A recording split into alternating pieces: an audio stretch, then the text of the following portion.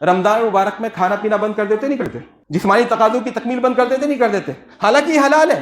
ہم حلال کاموں کو اللہ رب العزت کی خاطر تو اس کو حاضر ناظر جان کر کہ وہ نگراں ہے ہمارے اوپر، وہ ہمیں دیکھ رہا ہے، وہ ہمیں اجر و ثواب دے گا، اس کی خاطر ہم حلال کاموں کو بند کر دیتے ہیں. اب یہ کتنی بڑی مضحکہ خیزی ہے اور کتنی بڑا نالائقی صحیح ہے، کتنی بڑی حماقت کہی ہے کہ جن کاموں کو حلال اللہ تعالیٰ نے کیا ان کو تو ہم اللہ کی خاطر چھوڑنے کے لیے تیار ہیں، اور جن کاموں کو اللہ تعالیٰ نے ہمیشہ کے لیے حرام کیا ہے ان کو ہم رمضان میں چھوڑنے پر تیار نہیں. نشہ آور چیزیں چھوڑنے پر ہم تیار نہیں، جھوٹ چھوڑنے کے لیے ہم تیار نہیں، غیبت چھوڑنے کو ہم تیار نہیں. من لم يدع قول الزور والعمل به فليس لله حاجة في ان يدع طعامه وشرابه. جو جھوٹ بولنا نہ چھوڑے، جھوٹ کے ساتھ بیٹھنا اور جھوٹی گواہی دینا نہ چھوڑے تو اللہ کو ضرورت نہیں ہے وہ بھوکا ہے پیاسا رہتا رہے. دفع ہو یہاں سے. ان الحمد للہ نحمده ونستعینه ونستغفره ونؤمن به ونتوکل علیہ ونعوذ باللہ من شرور انفسنا ومن سیئات اعمالنا. من يهده الله فلا مضل له ومن يضلل فلا هادي له ونشهد ان لا اله الا الله وحده لا شريك له ونشهد ان محمدا عبده ورسوله. وبعد، وقد قال الله تبارك وتعالى في القرآن المجيد والفرقان الحميد: أعوذ بالله من الشيطان الرجيم بسم الله الرحمن الرحيم. يا أيها الذين آمنوا اتقوا الله ولتنظر نفس ما قدمت لغد واتقوا الله إن الله خبير بما تعملون. ولا تكونوا كالذين نسوا الله فأنساهم أنفسهم أولئك هم الفاسقون. لا يستوي أصحاب النار وأصحاب الجنة اصحاب الجنة هم الفائزون. صدق اللہ العظیم. رب اشرح لي صدری ويسر لي امری واحلل عقدة من لسانی یفقہوا قولی. آمین یا رب العالمین. محترم بزرگوں، دینی بھائیوں، عزیز نوجوانوں اور پیارے بچوں، اور جہاں تک میری آواز پہنچ رہی ہو قابل صد احترام ماں اور بہنوں، سورہ حشر کی 3 آیات میں نے آپ کے سامنے پڑھی. اس میں اللہ رب العزت ارشاد فرماتا ہے: اے لوگوں جو ایمان لائے ہو، اے اللہ کے بندو، اے اللہ کی بندیوں جو ایمان لائے ہو، اللہ سے ڈرو اور ہر ایک یہ دیکھتا رہے کہ وہ آنے والے اپنے کل کے لیے آگے کیا بھیج رہا ہے، اور اللہ سے ڈر کر زندگی گزارو. اللہ پوری طرح باخبر ہے تمہارے ان تمام کاموں سے، کارگزاریوں سے جو تم کرتے ہو. اور دیکھو ان لوگوں کی طرح مت ہو جانا جو اللہ کو بھول گئے تو اللہ نے انہیں اپنے آپ سے فراموش کرا دیا، اپنے آپ سے غافل کر دیا. یہی لوگ ہیں جو حقیقتاً فاسق ہیں، اپنی فطرت سلیمہ سے نکل گئے ہیں، دائرہ اطاعت سے خروج کر لیا ہے جنہوں نے. اور برابر نہیں ہو سکتے جنت والے اور دوزخ والے. بے شک جنت والے ہی اصل کامیاب ہیں. یہ سورہ حشر کی 3 آیتیں ہیں. تینوں آیتوں میں 3 اہم باتیں اللہ رب العزت نے بیان فرمائی ہیں. پہلی آیت میں اللہ رب العزت کہہ رہا ہے کہ اے ایمان والو، اپنے آنے والے کل کی فکر کرو. آخرت کے دن کو اللہ رب العزت نے یہاں غد یعنی آنے والا دن، ٹمارو، اس سے تعبیر فرمایا. کل کے بارے میں فکر مند ہونا، کل کے بارے میں سوچ بچار کرنا، کل کی فکر میں گھلنا، پریشان ہونا، ٹینشن لینا، اندیشہ ناک رہنا، یہ دیکھا جائے تو جتنی اسپیشیز ہیں اس دنیا میں صرف انسان کے حصے میں یہ فکر یا یہ دکھ یا یہ الم آیا ہے. جانور کو کل کی فکر نہیں ہوتی، وہ کل کے لیے اٹھا کر نہیں رکھتا. اگر وہ کچھ کرتا بھی ہے تو بائی انسٹنکٹ کرتا ہے، اس کے پیچھے کوئی فکر نہیں ہوتی، کوئی شعور نہیں ہوتا، کوئی احساس نہیں ہوتا، کوئی سوچ نہیں ہوتی. تو یہ کل کی فکر کرنا، اس بات کی انسان کے اندر جو یہ رکھا گیا ہے وجدان، یہ حادثہ، یہ خاصہ، یہ اس بات کی علامت ہے کہ وہ بہرحال جانوروں سے الگ ہے. اسی طرح اس بات کی بھی علامت ہے کہ اس کو ڈسٹینٹ فیوچر کی، جو فائنل ٹمارو ہے، جو آخری کل ہے، جس کے بعد پھر کوئی کل ہوگا نہیں، اس کی فکر کرنی چاہیے.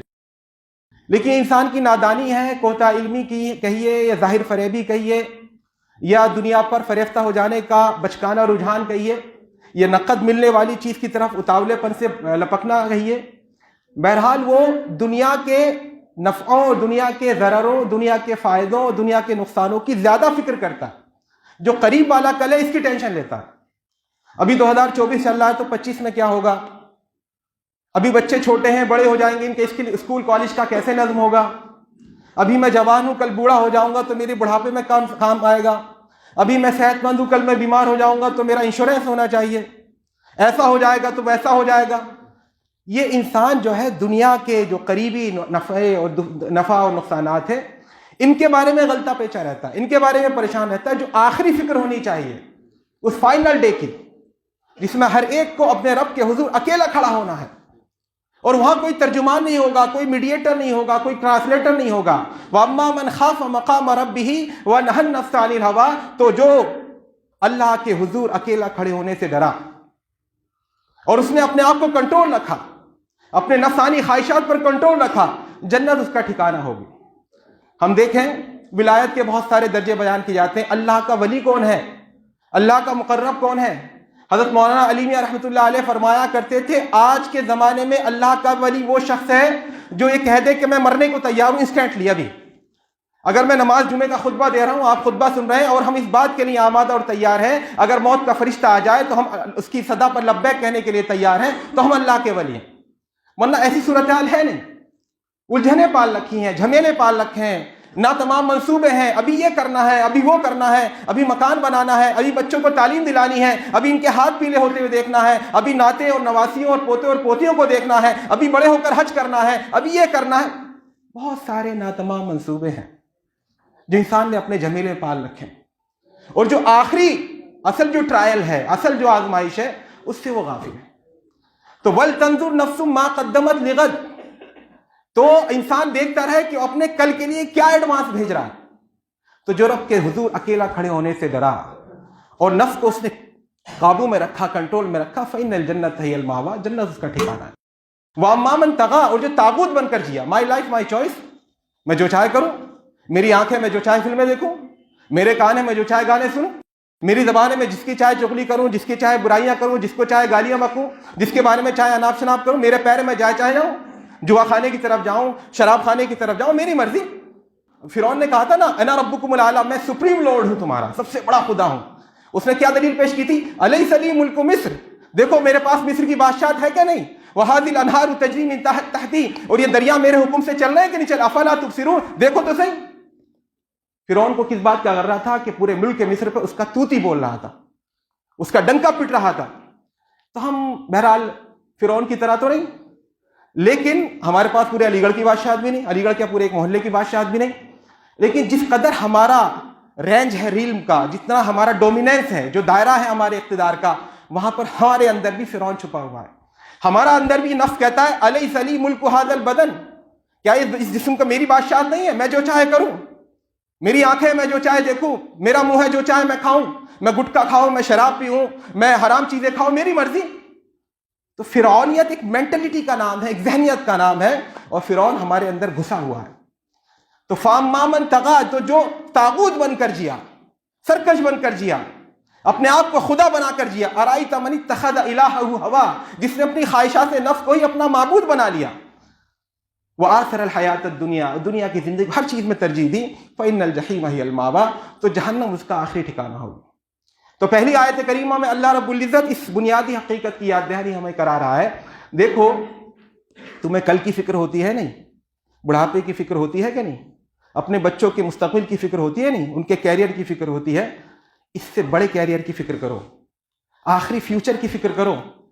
اور یہاں پر تو ریپینٹنس کا موقع ہے، یہاں پر کوئی ناکامی فائنل نہیں ہوتی، ناکام ہونے کے بعد بہت سارے لوگ کھڑے ہو جاتے ہیں اور گرتے ہیں شہ سواری میدان جنگ میں، گر کر کے اٹھتے ہیں اور بہت ترقی کرتے ہیں، لیکن وہاں جو ناکامی ہوگی، وہاں جو رسوائی ہوگی، اس کے بڑھ کر کوئی رسوائی نہیں، اس کے بعد کوئی سیکنڈ چانس نہیں ہے۔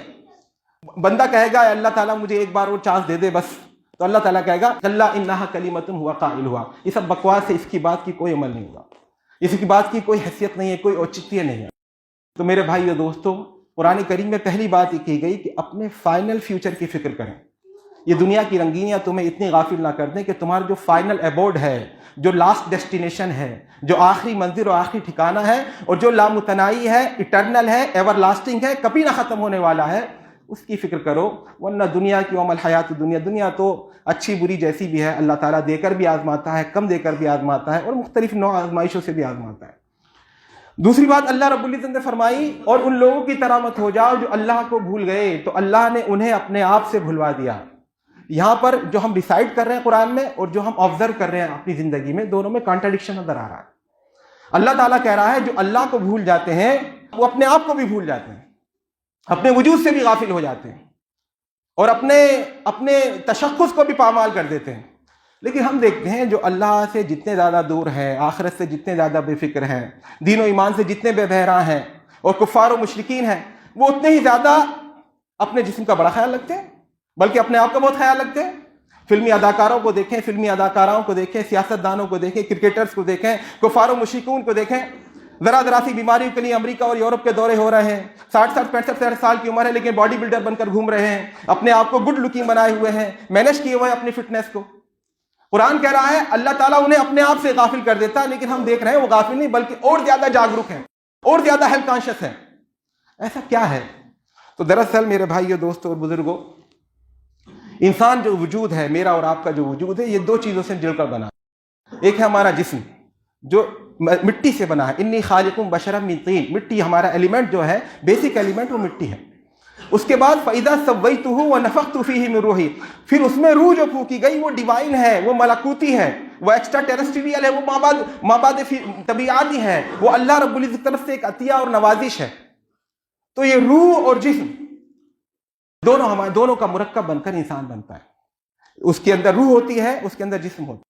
تو جسم جو ہوتا ہے اس کے تقاضے اس مٹی کی طرف اس کو کھینچتے ہیں، اس دنیا کی طرف اس کو کھینچتے ہیں۔ اچھا کھاؤ، اچھا پہنو، اچھا پیو، اچھا سونگو، عیش کرو، جسمانی تقاضے پورے کرو، شہوانی جذبات پورے کرو۔ وہ جو روح کے تقاضے ہوتے ہیں وہ روح آسمان کی طرف کھینچتی ہے، کیونکہ وہ ملکوتی ہے، وہ اللہ رب العزت کی طرف سے پھونکی ہوئی ہے۔ روح اس کو بار بار اٹھاتی ہے اس دنیا سے، اٹھو۔ جب بھی کہیں انتقال ہوتا ہے، ہمارے کسی قریب کا جنازہ رکھا رہتا ہے تو 2-4 منٹ کے لیے صحیح ہمیں جھٹکا لگتا ہے، ایک طرح کا کہ یار یہ چلا گیا ہماری دنیا سے چھوڑ کر کے، کہاں گیا؟ آخر ہمیں بھی ایک نہ ایک دن جانا، لیکن پھر وہی جسم کا تقاضا غالب آ جاتا ہے۔ تو اسلام کے علاوہ جتنے ادیان و مذاہب ہیں، جتنے ازم ہیں، جتنے نظامات زندگی ہیں، ان کو آپ دیکھیں گے ان میں کسی ایک چیز کو ایڈریس کیا گیا ہے، یا تو جسم کے تقاضوں پر پورا زور دیا گیا ہے، جیسے سوشلزم ہے، یہ اور جو نظامات ہیں جیسے جیوزم ہے، یہودیت میں آپ یہودیت کی جو پینٹاٹیاک ہے، اسفار خمسہ ہے، 5 جو کتابیں ہیں جن کو تورات، جن کے مجموعے کو تورات کہتے ہیں، ان کو آپ دیکھیں آخرت کا تذکرہ شاذ و نادر کہیں ملے گا؟ اللہ سے ملاقات کا ذکر، اللہ کی یاد نہیں ہے اس کے اندر۔ سارا کا سارا گروسلی ورلڈلی ہو چکا، سارا کا سارا دنیا کے بارے میں ایسا کرو، ویسا کرو، ویسا کرو۔ اس کے مقابلے میں کرسچینٹی ہے، وہاں پہ کوئی نظام زندگی نہیں ہے، شادی بیاہ کا کوئی سسٹم نہیں ہے، بس اخلاقی تعلیمات ہیں، اللہ سے ملاقات کا شوق پالو اور ڈیوائن کنگڈم تمہیں ملنے والی ہے، آسمانی بادشاہت ہونے والی ہے، تو کوئی نظام نہیں ہے۔ اسلام الحمدللہ ثم الحمدللہ دین برحق ہے، آخری دین ہے۔ تو اس میں دونوں کا امتزاج ہے، دونوں میں ہم آہنگی ہے، دونوں کا مجموعہ، اس میں جسمانی تقاضے پورے کیے گئے ہیں اور روحانی تقاضے بھی پورے کیے گئے ہیں۔ اور اسلام کے اندر جو عبادات کا شعبہ رکھا گیا ہے، نماز ہے، روزہ ہے، زکوٰۃ ہے، حج ہے، دراصل یہ روح کی غذا کی تکمیل کے لیے ہے۔ اگر ان کو صحیح طور پر ادا کیا ہے تو انسان کے اندر جو روحانی بھوک ہے وہ مٹ جاتی ہے۔ لیکن جو لوگ بے بہرا زندگی گزارتے ہیں ان کے اندر یہ تو احساس رہتا ہے کچھ چیز مسنگ ہے، something missing in our life, کوئی مسنگ لنک ہے، بٹ اس کو ڈیفائن نہیں کر پاتے۔ ان کو ایک بے کلی رہتی ہے، ایک انجانی خلش رہتی ہے، ایک نامعلوم سا ڈر رہتا ہے، مستقبل کا ایک خوف رہتا ہے، ایک ہراسمنٹ رہتا ہے، کیا کریں، ڈپریشن کے شکار رہتے ہیں، فرسٹریشن کا شکار رہتے ہیں۔ کیوں؟ ان کی روح اندر زور مارتی رہتی ہے، وہ اس کو نہیں سمجھ پاتے۔ آپ دیکھتے ہیں بڑے بڑے اداکار ہیں، ان کے پاس کیا نہیں ہے، نیم ہے، فیم ہے، دولت ہے، ویلتھ، سب کچھ ہے، اس کے باوجود خودکشی کر لیتے ہیں۔ بغیر نشہ کیے ان کو راتوں کو نیند نہیں آتی۔ جتنے زیادہ ترقی یافتہ ممالک اتنے زیادہ ڈپریشن کے شکار ہیں۔ وجہ یہی ہے اللہ تعالیٰ نے روح کی غذا رکھی ہے کس میں؟ اللہ اپنی یاد میں۔ الذین آمنوا وتطمئن قلوبہم بذکر اللہ، جو ایمان والے ہیں ان کے دل مطمئن ہوتے ہیں اللہ کی یاد سے۔ الا بذکر اللہ تطمئن القلوب، اور دلوں کا اطمینان، دلوں کا سکون، دلوں کا سیٹسفیکشن اللہ کی یاد کے علاوہ ہے کہاں؟ تو اللہ کی یاد سے جو غافل ہو کر زندگی گزارتے ہیں وہ پریشان رہتے ہیں، ایک خلش سی رہتی ہے۔ اسلام نے جو عبادات کا شعبہ رکھا ہے وہ اس روحانی غذا کی تکمیل کرتا ہے، روح کو آسودگی بخشتا ہے۔ لیکن ہم پھر وہی بھوکے ننگے لوگ ہیں، ہمارا ایمان جس لیول کا ہے، میں کسی پر کیا تہمت لگاؤں، آپ مجھ پر کیا، اپنے گریبان میں جھانک کر دیکھیں ہمارا ایمان جس لیول کا ہے۔ تو دنیا ہمارے ایمان پر غالب ہے، دنیا کی رنگینیاں غالب ہیں۔ تو ہونا تو یہ چاہیے کہ ان عبادات سے ہماری روح کو تقویت ملتی رہے، بالیدگی ملتی رہے، رانائی ملتی رہے، قوت ملتی رہے. لیکن ہوتا یہ ہے عام طور پر 24 گھنٹے میں جو خالص عبادات کے لیے وقت ہے وہ مشکل سے 1 گھنٹہ ہے. باقی جو ہے 23 گھنٹے، یہ جب میں کہہ رہا ہوں جب ہم بہت خوش و خضوع سے نمازیں پڑھیں، ورنہ باقی جو ہمارے ایکٹیویٹیز ہوتی ہیں وہ دنیا کی طرف ہوتی ہیں، یہ دنیا سے منسلک ہوتی ہیں، دنیا سے متعلق ہوتی ہیں. گرچہ اگر نیت صالح ہو جائے تو یہ بھی عبادت کا درجہ پا لیتی ہیں، مگر نیت صالح ہے کہاں، اللہ کا استعداد ہے کہاں. تو ہوتا یہ ہے کہ ان عبادات کو ہم ادا کرتے رہتے ہیں اور جسمانی تقاضوں کو بھی ادا کرتے رہتے ہیں، اچھا کھاتے رہتے ہیں، اچھا پیتے رہتے ہیں، اچھا پہنتے رہتے ہیں. تو اس سال کے 11 مہینے تک ہوتا یہ ہے کہ جسم تو ہمارا ترقی کرتا چلا جاتا ہے، روح ہماری کمزور ہوتی چلی جاتی ہے، شیر پڑتی چلی جاتی ہے، پسمردہ ہوتی چلی جاتی ہے، کمزور ہوتی چلی جاتی ہے. تو اللہ رب العزت رحمان و رحیم ہے، اس نے کہا میرے بندے نادان ہیں، ناسمجھ ہیں، خلق الانسان جہولا، یہ نادان ہیں، ان کے پاس علم کم ہے، ظاہر کی طرف لپکتے ہیں. تو اللہ رب العزت نے اپنے فضل و کرم سے رمضان مبارک کا یہ مہینہ رکھا. رمضان مبارک کا مہینہ کیا ہوتا ہے؟ یہ ہمارے سسٹم کو ریبوٹ کرتا ہے. ہماری جو روح پسمردہ ہو گئی ہے، کمزور ہو گئی ہے، مزمحل ہو گئی ہے، پیچھے چلی گئی ہے اور جسمانی تقاضے فورموسٹ ہو گئے ہیں، آگے آ گئے ہیں، تو یہ مہینہ کہتا ہے پکار کر کے یا باغی الخیر اقبل، اے روح کے خیر کے تلاش کرنے والے آگے آ جا، و یا باغی الشر ادبر، اور اے برائی کے تلاش کرنے والے پیچھے ہٹ جا. اب ذرا جسمانی تقاضے کم کر دے، کھانا پینا کچھ کم کر دے، اور روح جسم کو جن چیزوں سے لذت ملتی ہے، جن چیزوں سے توانائی ملتی ہے وہ کم کر دے اور ذرا روح پر توجہ دے. اللہ کا کلام پڑھ، قرآن کی تلاوت کر، قرآن کو سن، تہجد کا اہتمام کر، اللہ کے ذکر کے محفلوں میں بیٹھ، اللہ کا ذکر کر، مسجد میں زیادہ سے زیادہ وقت گزار، اور اللہ کی یاد کو اپنے اندر تازہ اور توانا کر تاکہ تیری روح بالیدہ ہو جائے. فرشتے کھاتے پیتے نہیں ہیں، تو جب بندہ کھاتا پیتا نہیں ہے تو سملرائز ہو جاتا ہے، فرشتوں تو نہیں بن جاتا، لیکن فرشتوں سے مشابہت اختیار کر لیتا ہے. اس وقت روح کو بڑی توانائی ملتی ہے. اگر اس کو صحیح طور پر استعمال کیا جائے، صحیح طور پر اس سے فائدہ اٹھایا جائے تو ہماری روح کو بڑی توانائی ملتی ہے. اب ہوتا کیا ہے، سال کے 11 مہینے میں ہم کھا سکتے ہیں، ہمارے لیے حلال ہے، ہم پی سکتے ہیں، ہمارے لیے حلال ہے، اور جو جائز جنسی تقاضے ہیں ان کو پورا کر سکتے ہیں، ہمارے لیے حلال ہے. مگر ہم اللہ رب العزت کی رضا کی خاطر رمضان مبارک میں کھانا پینا بند کر دیتے نہیں کر دیتے، جسمانی تقاضوں کی تکمیل بند کر دیتے نہیں کر دیتے، حالانکہ یہ حلال ہے. ہم حلال کاموں کو اللہ رب العزت کی خاطر، تو اس کو حاضر ناظر جان کر کہ وہ نگراں ہے ہمارے اوپر، وہ ہمیں دیکھ رہا ہے، وہ ہمیں اجر و ثواب دے گا، اس کی خاطر ہم حلال کاموں کو بند کر دیتے ہیں. اب یہ کتنی بڑی مضحکہ خیزی ہے اور کتنی بڑا نالائقی صحیح ہے، کتنی بڑی حماقت کہی ہے کہ جن کاموں کو حلال اللہ تعالیٰ نے کیا ان کو تو ہم اللہ کی خاطر چھوڑنے کے لیے تیار ہیں، اور جن کاموں کو اللہ تعالیٰ نے ہمیشہ کے لیے حرام کیا ہے ان کو ہم رمضان میں چھوڑنے پر تیار نہیں، نشاور چیزیں چھوڑنے پر ہم تیار نہیں، جھوٹ بولنے کو چھوڑنے کے لیے ہم تیار نہیں، غیبت چھوڑنے کو ہم تیار نہیں. من لم يدع قول الزور والعمل به فليس لله حاجة في ان يدع طعامه وشرابه، جو جھوٹ بولنا نہ چھوڑے، جھوٹ کے ساتھ بیٹھنا اور جھوٹی گواہی دینا نہ چھوڑے تو اللہ کو ضرورت نہیں ہے وہ بھوکا ہے پیاسا رہتا رہے، دفع ہو یہاں سے. وَرُبَّ صَائِمٍ لَيْسَ لَهُ مِنْ صِيَامِهِ إِلَّا الْجُوعُ وَرُبَّ قَائِمٍ لَيْسَ لَهُ مِنْ قِيَامِهِ إِلَّا التَّعَبُ. بہت سے روزے دار ہوں گے جن کو روزے کا نتیجہ صرف اور صرف تھکن کی شکل میں ملے گا، کوئی اجر و ثواب نہیں ملے گا، اور بہت سے عبادت گزار رات کے شب زندہ دار ایسے ہوں گے جن کو کھڑے ہونے کا صرف اور صرف فائدہ ملے گا، تھکن، اور کوئی فائدہ نہیں ملے گا. اسی طرح حرام کمائی، ناجائز طریقوں سے ہم کاروبار کر رہے ہیں، جھوٹ بول کر ہم کاروبار کر رہے ہیں، ہمارے کاروبار میں حرام کی کمائی کا عنصر غالب ہے، یہ اس میں داخل ہے جس سے ہماری غذائیں حرام بنتی جا رہی ہیں، ہم جو اپنے بچوں کو کھلا رہے ہیں وہ حرام کھلا رہے ہیں. اللہ کے رسول صلی اللہ علیہ وسلم نے فرمایا رب اشعث واغبر، بہت سارے پراگندہ بال اور بکھرے لباس والے، بہت سارے دھول مٹی جن پہ چہرے پہ جمی ہوگی، پپڑی ہونٹوں پر جمی ہوگی، دور سے آئے، قادم من بعید، دور سے آئے. اللہ کے رسول نے یہ تو نہیں بتایا کہاں سے آئے، لیکن لگ رہا ہے کہ میدان عرفات کا ذکر کر رہے ہیں. میدان عرفات وہ آئیں گے اور رافعاً یدیہ الی السماء، اپنے دونوں ہاتھوں کو آسمان کی طرف اٹھا کر کہے گا وہ ربی یا ربی، اے میرے رب ایسا ہو جائے، اے میرے رب ایسا ہو جائے. تو اللہ کے رسول نے فرمایا ومطعمہ حرام. کتنی محنت کر کے آیا وہ، پورا محنت کر کے کہاں سے کہاں تک آیا ہے، پپڑی جمی ہوئی ہونٹوں پر پراگندہ بال، اللہ کی خاطر آیا ہے اور رو رو کر کہہ رہا ہے میرے رب ایسا کر دے. لیکن اللہ تعالیٰ کے رسول کیا فرما رہے ہیں ومطعمہ حرام، حرام کمائی کا کھانا ہوگا اس کا، وَمَشْرَبُ حرام، حرام کمائی کا پانی ہوگا اس کا، وَمَلْبَسُ حرام، اس کا لباس حرام کمائی سے بنا ہوگا، وَغُذِّيَ بِالْحَرام، اور اس کا جو گوشت پوست بنا ہے، ہڈی ماس بنی، وہ بھی حرام کمائی سے بنا ہوگا. فَأَنَّىٰ يُسْتَجَابُ لَهُ، ایسے لوگوں کی دعا کہاں قبول ہوتی؟ بڑی دعائیں ہیں، غزہ میں ایسا ہو جائے، فلسطین میں ایسا ہو جائے، مسلمان یہ ہو جائیں، وہ ہو جائیں. وجہ کیا ہے؟ کہیں ہم یہ بھی دیکھیں کہ ہم اپنی دعاؤں کی قبولیت کے حقدار یا سزاوار ہیں بھی کہ نہیں۔ تو میرے بھائیو، دوستو اور ساتھیو، یہ رمضان مبارک کا جو مہینہ آتا اس لیے آتا ہے تھوڑا جسمانی تقاضوں کو کم کرنا، سونا تھوڑا کم ہو جائے، کھانا پینا تھوڑا کم ہو جائے، پینا کم ہو جائے، اور جو جس تقاضے ہیں ان میں کمی آ جائے، اور سارا فکر، ساری جدوجہد اور ساری ایکٹیویٹی صرف اور صرف آخرت اورینٹڈ ہو جائیں، آخرت رخی ہو جائیں، اللہ رب العزت کی یاد ہم پر غالب آ جائے، اسی کا ذکر، اسی کی فکر، اسی کی دھن میں ہم اپنی زندگی گزاریں۔ اگر ہم نے اس رمضان کو اس طرح سے بتا لیا تو ہماری تربیت کا کورس مکمل ہوا۔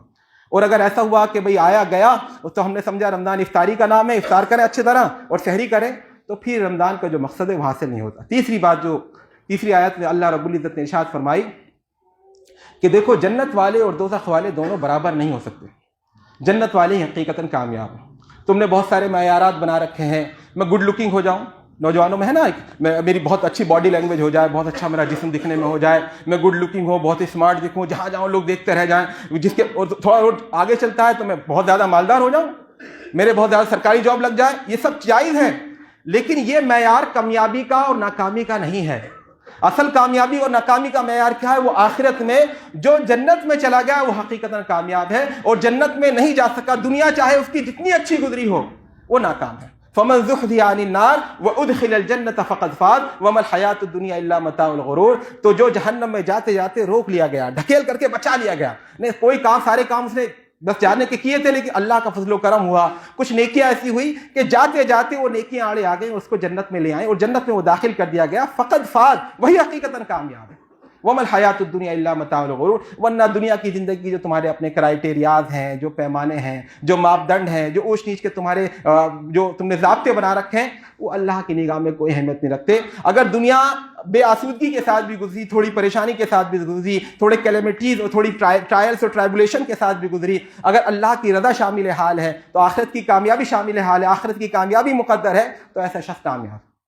ورنہ اگر ساری ایکٹیویٹیز، ساری گتیویدیاں اس دنیا کے لیے ہوئیں اور دنیا کی دلچسپیوں کے لیے ہوئیں، تو بظاہر دنیا میں چاہے لوگ کہیں بڑی قابل رشک زندگی ہے، بڑا اچھا انسان ہے اور اس نے کتنے نعمتیں پائی ہیں، اللہ کی نگاہ میں اس کی کوئی قدر و قیمت نہیں۔ تو میرے بھائیو، دوستو اور ساتھیو، قرآن کریم کی یہ 3 آیتیں ہمارے سامنے ہیں، اور ان تینوں آیتوں میں ہمارے لیے 3 سبق ہیں۔ پہلی آیت میں سبق یہ دیا گیا کہ ہمیں اپنی آخرت کی فکر کرنی چاہیے، ہر مومن کو اس کی فکر ہونی چاہیے۔ قرآن کا کوئی بھی صفحہ آپ اٹھا کر کھول کر دیکھ لیجئے، ہر اس صفحے میں آخرت کا کہیں نہ کہیں ذکر ہے، گویا کہ بیک بون ہے، ریڑھ کی ہڈی ہے دین کی۔ تو آخرت کی فکر ہمیں ہونی چاہیے، اس کی اصل تیاری ہونی چاہیے، اور دنیا کی تیاری اس کے ضمناً ہونی چاہیے، اس کے تابع ہونی چاہیے۔ دوسری آیت میں اللہ رب العزت نے بیان فرمایا تھا کہ دیکھو، جو اللہ سے غافل ہو کر زندگی گزارتے ہیں، اللہ تعالیٰ ان کی روح کو مار دیتا ہے، مزمحل کر دیتا ہے، پزمردہ کر دیتا ہے، وہ بھول جاتے ہیں ہماری روح بھی ہے، ان کی روح دم توڑ دیتی ہے، اور وہ پھر زندگی میں بھی پریشان ہوئے ہیں۔ وَمَنْ أَعْرَضَ عَنْ ذِكْرِي فَإِنَّ لَهُ مَعِيشَةً ضَنْكًا، جو اللہ کے یاد سے غافل ہو کر زندگی گزارتے ہیں، اعراض کرتے ہیں، ان کی زندگی بھی تنگ حالی میں گزرتی ہے، پریشانی میں گزرتی ہے۔